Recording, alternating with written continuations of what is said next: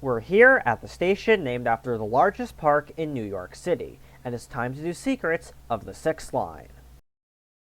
Yes, that Welcome to the 6th line poster does exist, but Pelham Bay Park has tons more secrets. It goes ahead and follows the design standards of nearly every other IRT terminal in the Bronx. A singular island platform plus 2 abandoned side platforms. But taking this escalator puts you a bit into the southern side platform, and you realize you can just walk on it. This is in contrast to the actually inaccessible north platform. You'll notice a staircase going down, and that leads to this caged-off area, and it weirdly has a high turnstile exit that you can't enter. Regardless, you can get a great front view of the 6 trains from here. Pelham Bay Park was one of the first stations to get elevators and become ADA accessible in 1989. The elevators were replaced in 2015, however. The BX12, among other buses, are here, and you can access them by going to street level. There are lots of stairs, escalators, and elevators, and the space under here is quite a cave. But you can't deny that the slightly brutalist architecture here makes it quite the unique entrance. If you're not a fan of the dark, try the footbridge exit, the only exit in the system which leads you directly onto a highway overpass. Overall, there's just so much to talk about here at Pelham Bay Park, like this off-putting route bullet. But we do have to trudge on to the rest of the Pelham line and the Lexington Avenue local line. Buer Avenue starts us off. Yes, that's how it's pronounced. But the only other notable thing about this station is that it goes down to a 7-way traffic intersection. We then head on to Middletown Road Station, which is not an accessible station, but the MTA got sued for that fact. Of all stations, it was Middletown Road's lack of accessibility that caused the MTA to get a lawsuit, and it now requires all future renovations to include elevators. The western part of the platform is unique. It's next to the Hutchinson River Parkway, and it allows for a nice gap in the buildings, giving way to some greenery. As we head to Westchester Square, we pass above the tracks which head to Westchester Yard. And Westchester Square is getting elevators, however, construction is still ongoing. So the full name is Westchester Square East Tremont Avenue, and it's quite an interesting station. It's got a unique entrance with some stained glass artwork, and the mezzanine uniquely uses the subway tiles and the glass blocks. The temporary construction walls might just make it more interesting. Up on platform level, and there's more unique materials used, with the glass blocks and concrete being used. Looking to the east, it's cool to see the complex track setup that goes into Westchester Yard. We pass by Zariga Avenue Station, the last station alphabetically, and also the closest station to the bus training facility. Then a shorter than average distance to Castle Hill Avenue, which definitely has nothing interesting about it. Though I should note that between Castle Hill and Parkchester are where the local trains that terminate at Parkchester relay. But on to Parkchester, which also has quite a lot to it.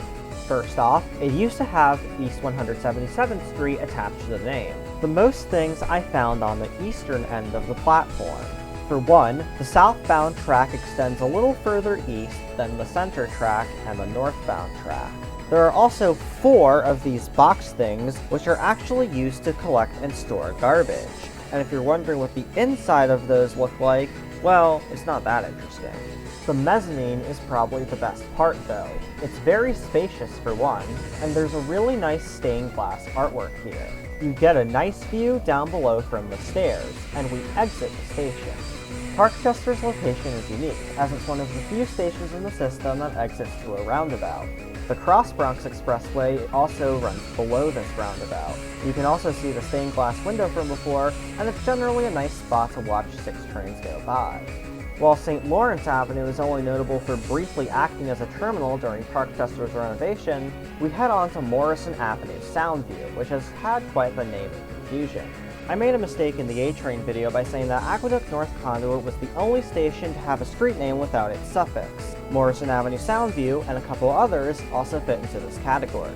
It used to be called Morrison Soundview Avenues. It's also confusing whether Soundview is one or two words. The artwork here is also one of the more unique pieces on the 6 line. Highly considered to be one of the best vantage points for rail fanning in the entire system, Whitlock Avenue is next. Enjoy the show.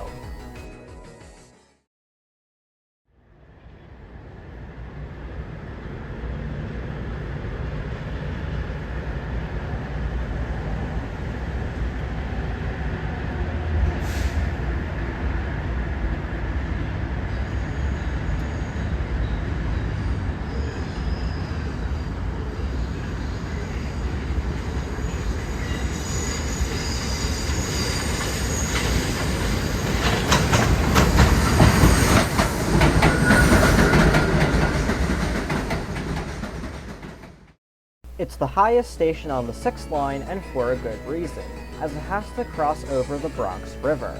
If you're going to railfan anywhere on the Pelham line, I definitely suggest here. This station becomes even more fun when you pass it on an express train. The trains are not afraid to go fast despite the sharp turn.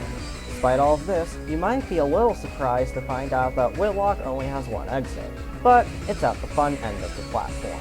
That's not to say that the southern end is also interesting, as it allows you to get views of the 6 train going into the tunnel.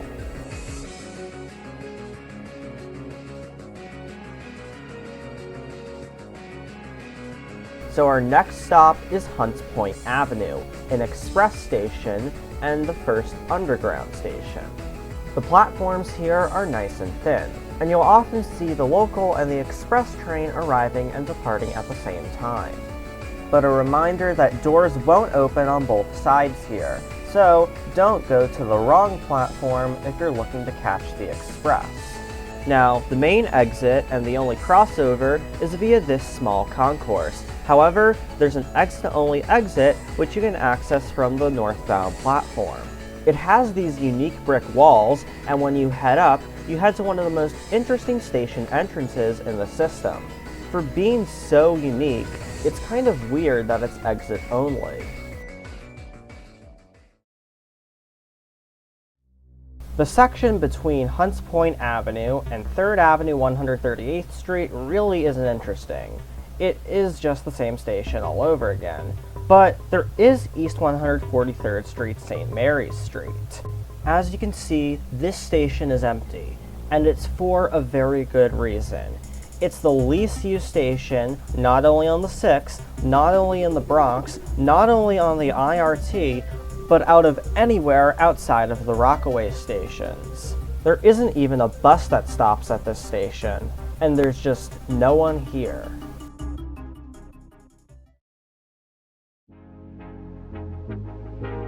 And on to 3rd Avenue 138th Street Station. Though 3rd Avenue doesn't have the staffed entrance. The first thing to note is this interesting tiled NYPD box. But the thing about this station is that there's a lot of abandoned staircases. They appear in multiple ways too. Along with the classic gated staircases, there's another staircase that allows you to walk up it before being blocked off. It's weird that it lets you walk all the way up with no way to go. Then there's this tiny staircase which ominously goes up to this signal box. 3rd Avenue 138th Street famously used to have yellow columns, but they were recently painted over. But it seems like they missed a spot. A couple spots, actually. Heading further along the platform, you can appreciate just how high the ceilings are here, and there's even a little balcony. Finally, at the very east end of the platform, the tile work changes as it's an extension, and you get this block thing, which is a little out of place. We head under the Bronx River into 125th Street Station, our first station in Manhattan. It's a peculiar station. Uptown trains are on the upper level, while downtown trains are on the lower level. The 6 train is always on the eastern side, while the 4 and 5 trains are always on the western side. 1 block away is the Metro North station at Harlem 125th Street, and while they are not connected now, once Phase 2 of the 2nd Avenue subway is built and the Q train is extended here, you'll no longer have to go to the surface to transfer between the subway and Metro North here. I found a couple other oddities here, like this blue light which goes down to an odd looking no standing area. But apart from that, it's time to move on. And if you thought that the stacking shenanigans were weird here, they get even weirder as we go down the line. 116th Street has the typical configuration of stations north of Grand Central, express below the local tracks. But the express tracks rise up for 110th Street along with 103rd Street. It's interesting considering that the stacked layout is done since Lexington Avenue is too thin to support a 4-track express station. However, while we're here at 110th Street, I should mention that it's quite a good place to railfan 4 and 5 trains. We head on to 96th Street Station, which is deeper than most other stations on the Lexington Avenue line. Visible is the window to the mezzanine, and you can also spot this very strange wall sign with 2 96s. Also, so far, this is the only footage for this series filmed on my birthday. I'm not telling you when it is. Next up is 86th Street, which has a very unique property. As it's a stacked express station, it's the only express station in the entire system where you cannot cross over without going out of system. This station's quite shallow and natural light comes down onto the upper level. The tile work here is nice and you get these nice circular 86s.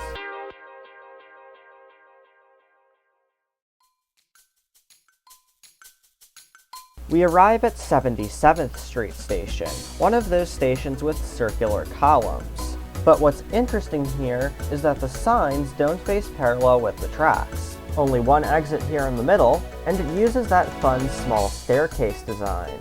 This station also has a very obscure subname, which directs you to Lenox Hill Hospital. Out of the 4 trunk lines that go past 72nd Street, the Lexington Avenue line is the only one that doesn't actually have a station there.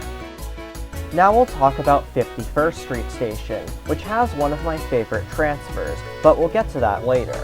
The platforms here are very interesting looking, with the stone brick walls that make this station recognizable. You can find the only red brick used on these platforms at the weekday-only exit. At the all times exit, there's some columns that use the stone bricks, and you can also see that the stone brick pattern is cut for the station sign. Also, some of the signage on the columns just say 51. The transfer is located at the very northern end, as the E&M run under 53rd Street. We then get to one of the coolest transfers in the entire system.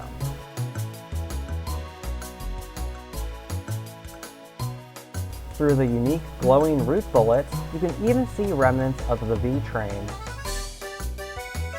Next stop, Grand Central 42nd Street. The mezzanine for the 4, 5, and 6 trains is currently undergoing a lot of reconstruction for a grander Central. Also, in a tucked away area of the mezzanine is this zebra pattern on the wall. We then get to 33rd Street Station, which is interesting for the express tracks dipping down. It gets especially noticeable when a train actually passes by. Also, there's this weird golden pipe thing, which just circles around this column. I don't know why, it just exists.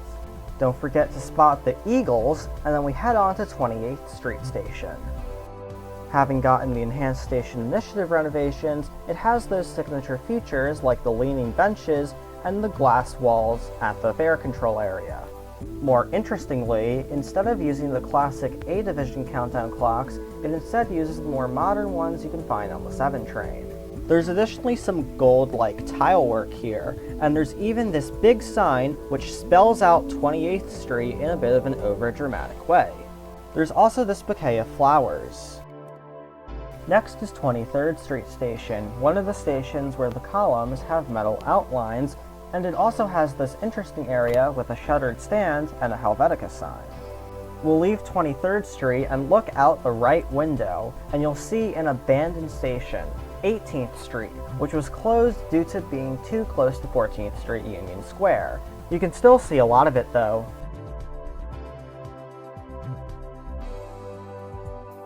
And now it's time for 14th Street, you know the drill. But now we've been everywhere here, and the IRT platforms are the best of them all.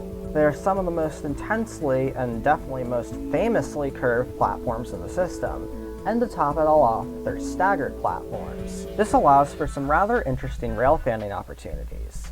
And then of course, on the downtown platform, the moving platform. Because the gap is so large, these are in place to ensure that you don't fall onto the tracks. Next stop is Astor Place Cooper Union Station. Like 77th Street, it's another station with a subtitle that only appears in the station itself. And this might be the only, formerly accessible station. In short, on the southbound platform there used to be an entrance that led to the basement of Kmart, and via that store's elevator you can exit onto street level, but when the Kmart closed, so did the only accessible exit at this station. At the Kmart end of the platform, the columns here are huge and are also made out of a unique brick-like material. You can also find artwork here, from the abstract to the beavers.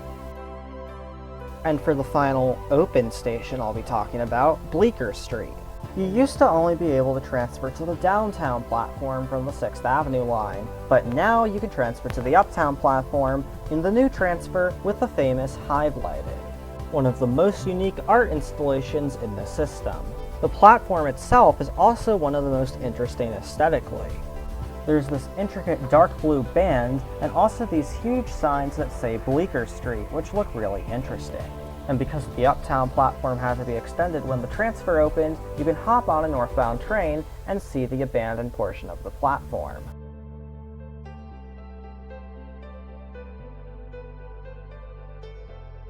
Brooklyn Bridge City Hall may be the end of the line, but it really is not. You know what to do, stay on the train after the doors close, and watch as the most beautiful abandoned station in the system goes by.